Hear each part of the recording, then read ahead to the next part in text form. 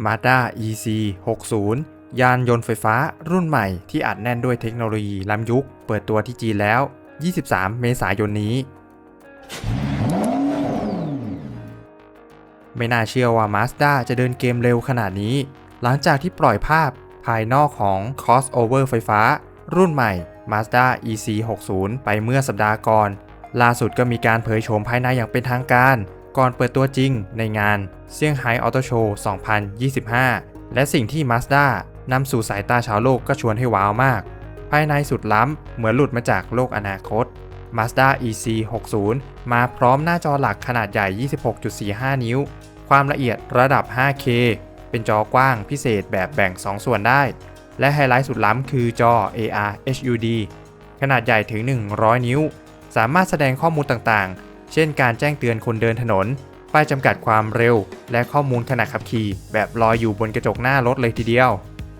ในด้านของงานดีไซน์นะครับ ดีไซน์เรียบหรู ไม่มีปุ่มอะไรให้วุ่นวาย แนวคิดการออกแบบเน้นความมินิมอลและทันสมัย ปุ่มควบคุมหายไปเกือบหมด ทุกอย่างรวมศูนย์อยู่ที่หน้าจออินโฟเทนเมนต์ไม่ว่าจะเป็น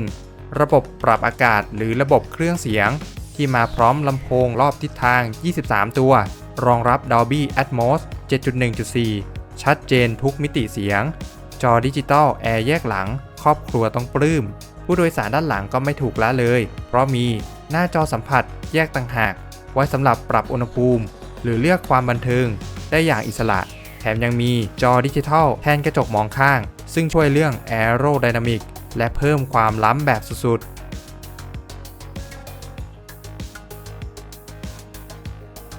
ภายในรถยังออกแบบมาเอาใจครอบครัวโดยให้ช่องเก็บของมากถึง 20 ช่องกระจายทั่วทั้งคันพ่อแม่ลูกน่าจะถูกใจแน่นอนพื้นที่จุใจทั้งด้านหน้าและด้านหลังโดยมีพื้นที่เก็บสัมภาระด้านหลังอยู่ที่ 350 ลิตรเมื่อพับเบาะหลังลงจะขยายได้ถึง 2,036 ลิตรแถมยังมีฟรังก์ด้านหน้าขนาด 126 ลิตรไว้เก็บของเพิ่มเติมพลังงานไฟฟ้าล้วนวิ่งไกลเกือบ 500 กิโลเมตรต่อชาร์จโดย Mazda EZ-60 จะถูกพัฒนาบนแพลตฟอร์มฉางอัน EPA 1 พร้อมแบตเตอรี่ขนาด 80 กิโลวัตต์อาวสามารถวิ่งได้ไกลถึง 475 กิโลเมตรตามมาตรฐาน WLTP และรองรับระบบชาร์จเร็ว 93 กิโลวัตต์โดยสามารถชาร์จจาก 30-80% ได้ในเวลาเพียง 30 นาทีครับซึ่ง Mazda EZ-60 นี้ได้เปิดตัวในจีนก่อนลุยตลาดโลกในชื่อ Mazda CX-6e รถรุ่นนี้จะเปิดตัวในประเทศจีนวันที่ 23 เมษายน 2025 และมีแผนทำตลาดในต่างประเทศภายใต้ชื่อใหม่ว่า Mazda CX-6e ซึ่งก็ต้องจับตาดูกันต่อไปว่า Mazda จะส่งรุ่นนี้มาไทยเมื่อไหร่และจะเข้ามาเขย่าตลาดรถไฟฟ้าระดับพรีเมียมได้ขนาดไหน